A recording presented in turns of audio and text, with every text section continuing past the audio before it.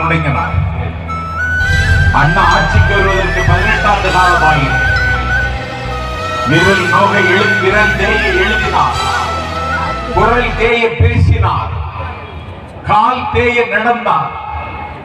இரவை பகலாக்கி பகலை இரவாக்கி சூலூரில் தொடங்கினேன் தம்பி, தொழுதூரில் முடிக்கிறேன் என்று அண்ணா ஏங்கிக் கொண்டே இருந்தார். 18 ஆண்டுகளில் அண்ணா ஆட்சிக்கு வந்ததை கலைஞர் அவர்கள் கவிதை